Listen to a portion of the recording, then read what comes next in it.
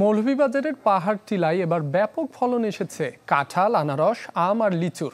জেলার চাহিদা মেটানোর পাশাপাশি এসব ফল চলে যাচ্ছে দেশের নানা প্রান্তে। সবকিছু ঠিকঠাক থাকলে এবার ভালো আয় হবে বলে জানিয়েছেন চাষিরা। সুস্বাদু হওয়ায় মৌলভীবাজারের কাঁঠাল, আনারস আর লিচুর চাহিদা আছে দেশ জুড়ে।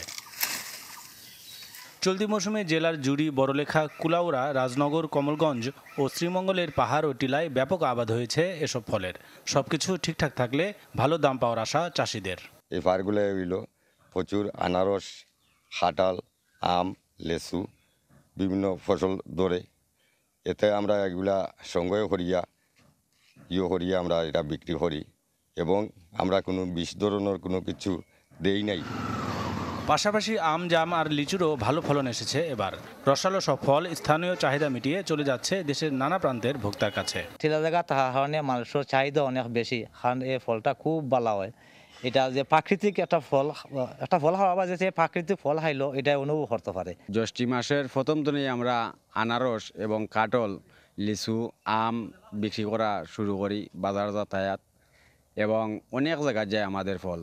শেরপুর, এবার দিরাই পর্যন্ত যায়, সিলেটও যায়, বিভিন্ন জায়গায় যায় আমাদের ফল। পাহাড় টিলায় ফলের আবাদ সম্প্রসারণ ও সুষ্ঠু বাজারজাত গড়ে তুলতে কাজ করছে কৃষি সম্প্রসারণ অধিদপ্তর। এই অঞ্চলের কাঁঠালটা একটু বিশেষত্ব রয়েছে, খুবই মিষ্টি এবং বাইরে তার বেশ চাহিদা রয়েছে, ভালো ফলন হয়েছে, তারা বাজার মূল্য বেশি পাচ্ছে। এছাড়াও এই অঞ্চলের বাহিরে বিভিন্ন জেলায় তারা কাঁঠাল বিক্রি করছে। আনারসের প্রণোদনার মাধ্যমে আমরা নতুন একটি MD2 নামে জাত আমরা কৃষকদেরকে দিয়েছি। আশা করছি এই জাতটাও ভালো করবে। জেলায় এবছর 2110 হেক্টর জমিতে কাঁঠাল, 1215 হেক্টর জমিতে আনারস ও 251 হেক্টর জমিতে লিচুর আবাদ হয়েছে। Desk report, channel 24।